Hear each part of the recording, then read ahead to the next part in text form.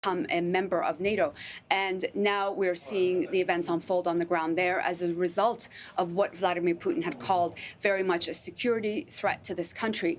I want to say that on Monday evening, during his first televised address to the nation, where he declared those two states as independent states in eastern Ukraine, Vladimir Putin said to the West that you didn't want us to become friends, the former Soviet Union. This is one of his ambitions and could be one of the underlying notions of why he's come.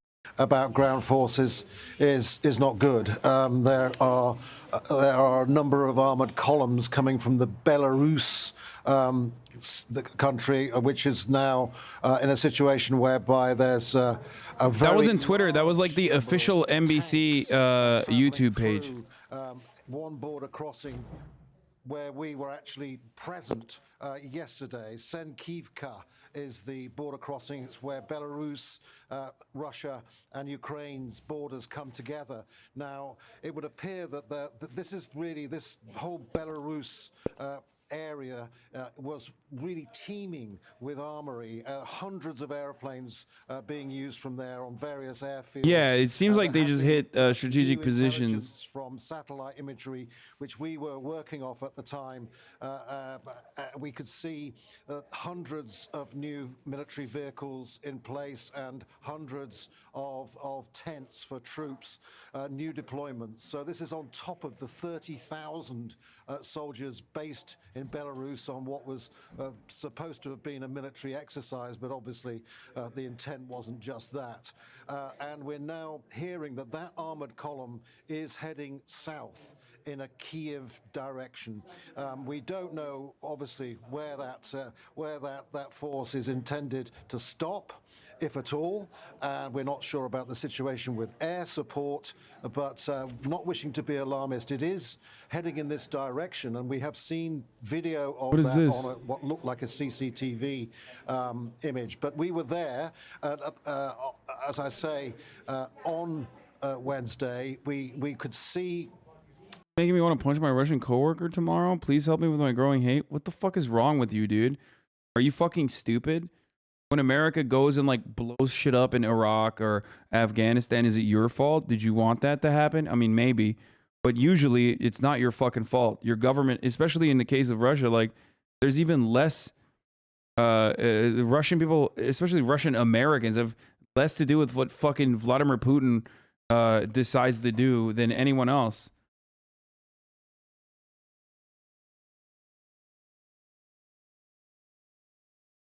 Don't be fucking stupid, dude. Unless you're the Ukrainian ambassador. And that's who your coworker is. Coworker is the Russian ambassador. They could peel off, they could go in different directions. Then it kind of makes sense, to be honest. In that case, it's okay.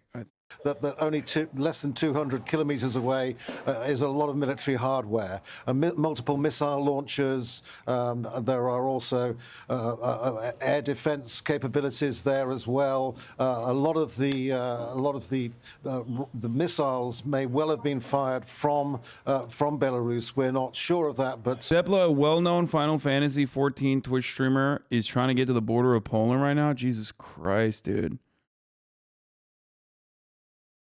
Do not drive to Zhytomyr on the MO6. Russian aerosol will be taking crossroads. Go to south to Bilaterska, to Berdichev, to Vinnytsia, to Kamenetsky.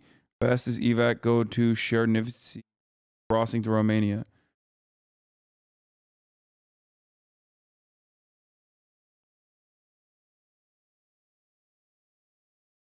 Violence is never okay, dude. That's what people did to Muslims after 9/11? Yeah, I mean, exactly. It's fucking completely unacceptable. And disgusting. And has nothing to do with, like, Russian Americans.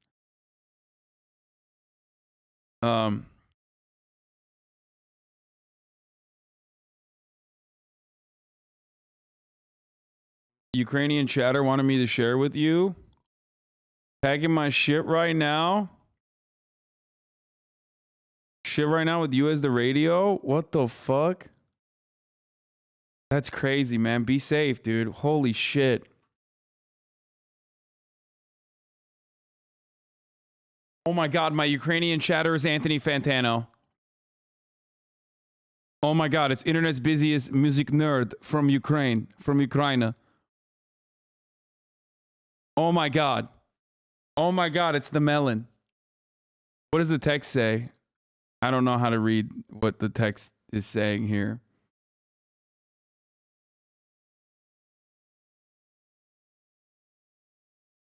Does anyone know what this text says? I don't know if I want to know.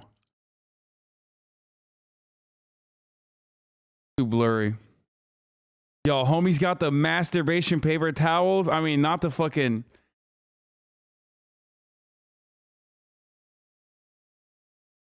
He says, love you so much, Hassan. Wish me luck.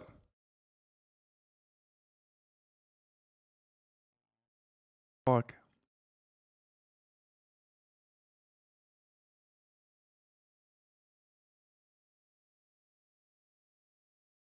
Be sure to pack your fucking the jerk off napkins, dude. Homie sent it in and got made fun of. Dear marauders, please don't steal shit. Thank you. Dear marauders, don't steal, please. Dear marauders, don't steal shit. Thank you, heart.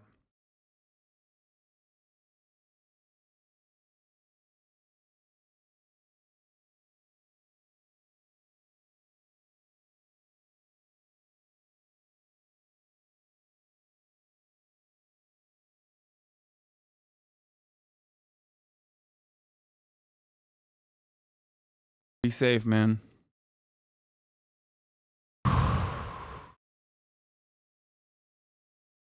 Let's be honest. If you thought you were about to get bombed, you'd be jerking it right now. Dude, I said that. I already said that. Remember earlier before Russia invaded and we saw that dude writing a poem? And I was like, dude, what are you doing writing a poem on Twitter? Like, I'd be fucking cranking one off. Like, you know what I mean?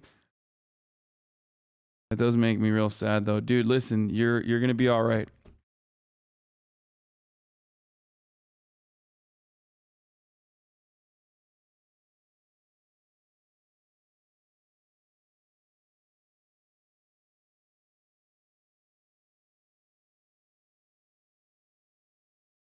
Yeah, hundreds of service members have already died from the Russian strikes, a senior Ukrainian interior minister official told.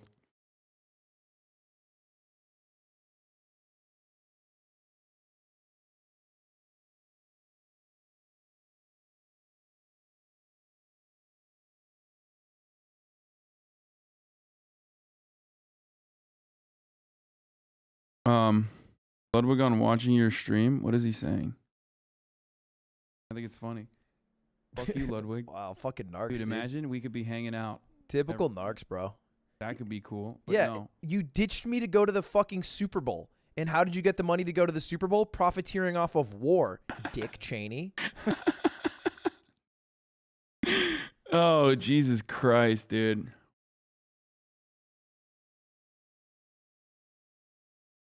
Really, though? How is this even a war? I mean, dude, this is not like fucking America invading Iraq, okay? It's not. But it doesn't matter. It's still a complete psychopathic escalation. Again, I have to repeat myself. Just because it's not like fucking... Just because they're not, like, they're actually doing targeted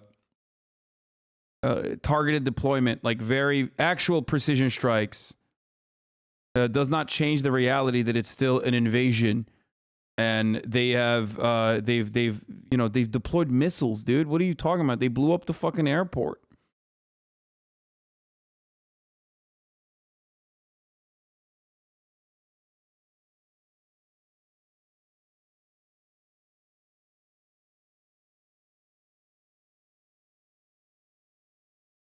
You wanted to see what Russian news is saying? Their own thing in the world and not be worried about everybody else. They don't really. Hearing and seeing there where you are. We woke up around 5 a.m. also from the sounds of the shelling, but it looked that it was the anti-strike work of our forces, because the attempted amphibious operation that had been reported by some media was not confirmed later. So as for now, we see the city quite calm. However, the city is on the high alert because there are several options from the Navy, from the maritime. Why are you joking about this stuff? There's millions of people dying out there and you're sitting on your lounge thinking it's okay to joke about? First of all, no, millions of people are not dying. Secondly, it's gallows humor, you know? Territory that the Russian Federation supports, and this territory belongs to Moldova. So de facto, Ukraine can be Odessa can be attacked from three sides, but we have the headquarters of Navy and several other bases around here. So we hope for quite a serious defense of the city. Yeah, Hannah, how difficult is it, so how easy is it to get information about what's happening in Odessa in terms of just painting that picture? Obviously, as we say, Odessa is of huge strategic importance, but how difficult has it been for you getting information about what's happening across the city? Because there were also reports that Russian naval forces had also landed in Odessa as well. No, this information is not confirmed. As for now, it's been already debunked officially. First of all, luckily, we have internet and mobile phones working, so we have the possibility for communications around the city.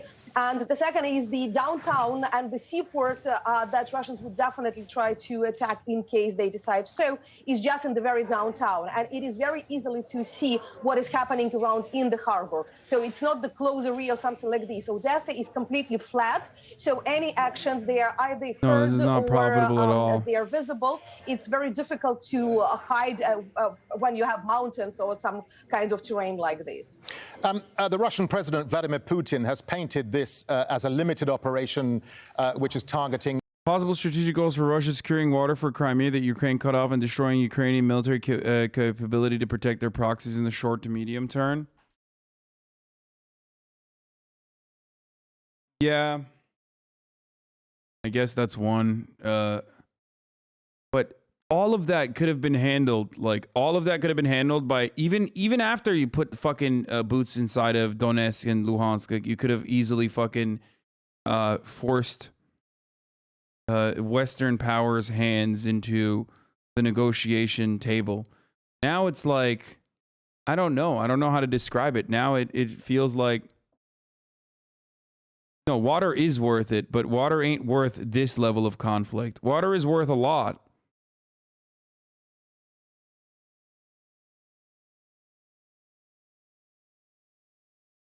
But for the record, they didn't actually end up, they might, but they didn't actually end up fucking, destroying, leveling Kiev, bombing the shit out of Kiev. They only went after strategic positions.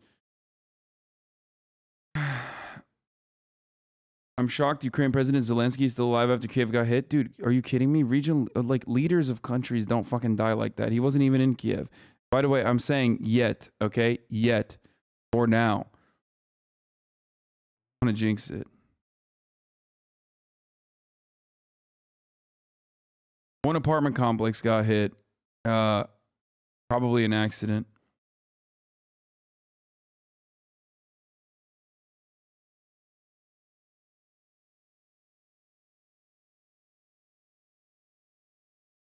How do we know which locations were targeted? The Ukrainian Interior Ministry is explaining it. Why is water important when Russia has a Pacific? Wait, what? First of all, it's fresh water.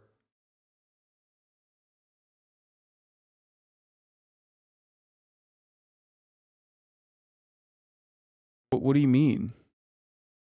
Crimea is literally on the Black Sea. Technically.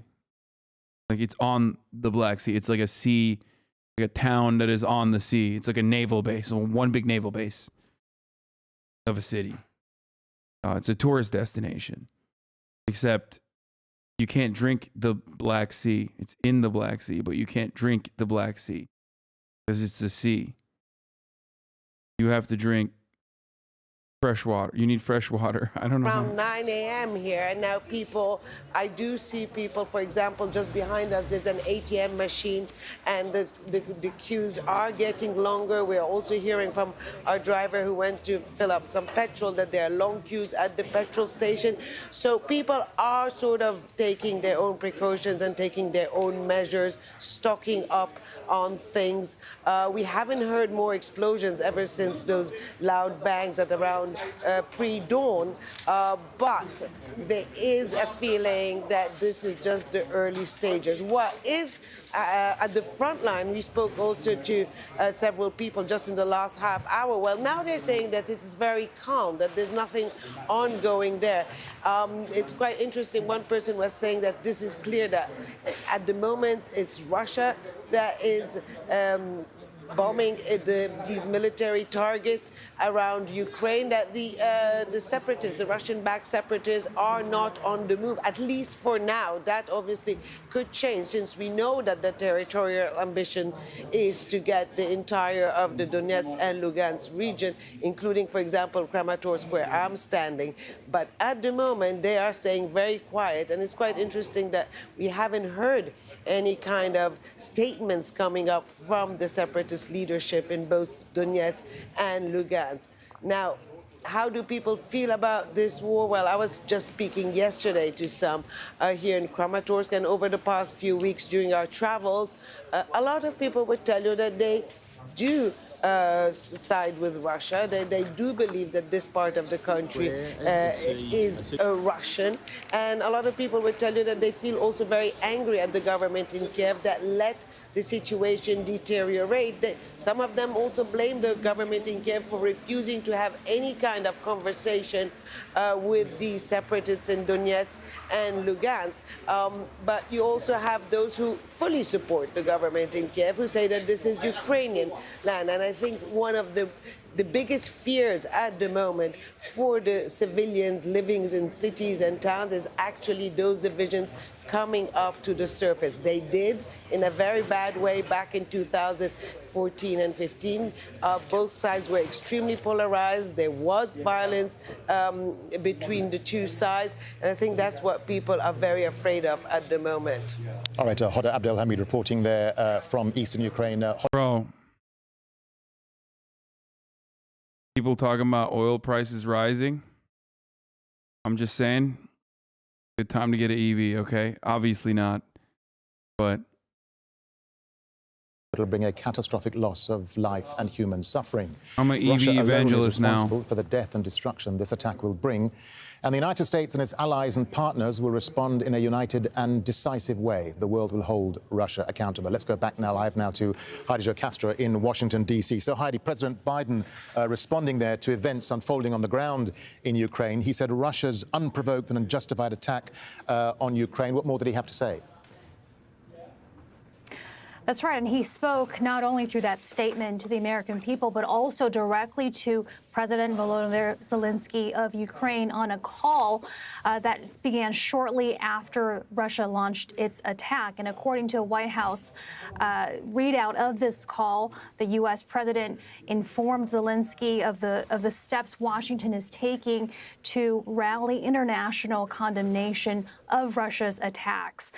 Tomorrow morning, we know Biden plans to meet with G7 leaders. This is a previously planned meeting, but this will be top of the agenda, of course.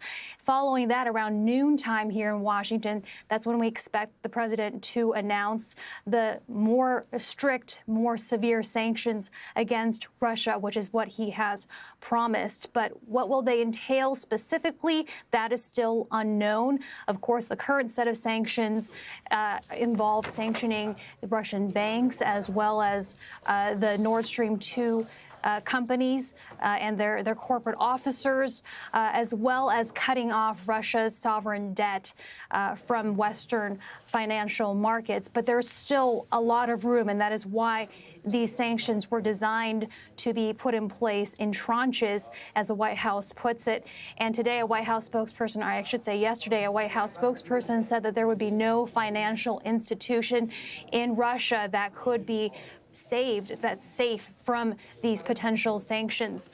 The goal, too, not only to punish Russia for its invasion of Ukraine unfolding now, but also to deter it from further aggressions against the NATO alliance. Okay. That is a point stressed by President Biden's response. As well, we're also hearing from the U.S. defense and state secretaries who've spoken with NATO's Secretary General, talking about the response to Russia's aggressions and also ensuring that the security of NATO's eastern flank would be protected. Heidi, let me just get a final thought from you. I mean, in terms of the bigger politics, how is this playing out politically for President Biden? I mean, he faces accusations of being weak over Russia and that these latest U.S. sanctions are all rather tepid and ineffective. So is this proving to be, do you think, his most difficult foreign policy challenge yet?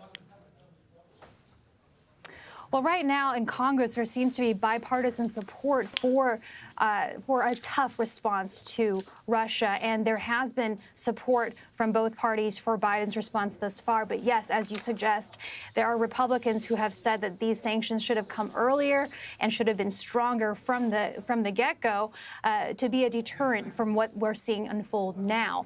But it is interesting. There is on the far right of conservative voices, led by none other than former President Trump, there has been a different response to this. Trump earlier days actually said Putin's doing this was, his words, a smart move. And there is now a fringe but influential group of conservative voices in the U.S. who appear to be supporting Russia as they undertake this assault. All right, Heidi Jocastro live for us there in Washington, D.C. with political reaction. Heidi, thank you. Well, estimates vary, but it's thought there are between 150 and 190,000 Russian troops around Ukraine. The European Council on Foreign Relations believes there are 100 to 150,000 on the Russian-Ukrainian border. By Ukraine's estimate, there are also about 35,000 Russian-backed separatist fighters in Donetsk and Lugansk. In Russian-annexed Crimea, it's thought there are further 32,000, and 30,000 in Belarus, plus another 1,000 in Moldova. At least 13 Russian battleships have been conducting live-fire exercises in the Black and Azov Seas. Well, earlier, I spoke to Peter Zalmayev, Executive Director of Eurasia Democracy Initiative and contributor to the Odessa Review. He has more on what he makes of the latest developments. Well, most analysts sitting here in Ukraine would tell you that he would start with a shock and awe campaign in the east of Ukraine for now. This guy, this is a fake person. This is not a. This can't be a real. Predicted that he would be. Homie does not look real. Multiple targets at once. Putin has said that he's only going after military installations and not going to target population centers directly. It seems like once again we're seeing him trying to poke the West in the eye. To Putin, this is Russia responding to West's hypocrisy and its bombing of the NATO bombing of Yugoslavia in 1999. It was like an air campaign. I wouldn't take Putin for Putin's word as truth, and wouldn't take it to the bank, as they say, when he said that he's not does not have occupation of Ukraine in mind. It's only to disable it militarily. Well, we'll see what happens, but maybe he's just softening up before there is a massive land invasion. There's already information of troops moving towards Odessa and Kharkiv, and then there's another very ominous tone he struck regarding Ukraine's leaders. He said that he's going to take them to court for their military crimes against the Donetsk. That might mean they will try to go in to actually arrest those people. So anything is possible. The situation is developing very, very quickly, and obviously this is very scary, but Ukrainians are, sounding, resolved. Why? They're Why do we care about what fucking Eurasia Democracy Initiative guy has to say? They already figured out what the problem was. Years and years of fucking studying stuff like this. It's like living through conflicts. You know what I mean? All of that, just cast it aside, bro. Putin has transitioning Saturn opposing his natal Pluto all year. This can be very destructive aspect and trait. Can you look up Zelensky's chart and see if they're compatible? Brace. Oh, Jesus Christ. It's also important to note that this transit is happening on angles which emphasizes the energy more. Mercury, Putin's Mercury is in Gatorade. Okay, that's like I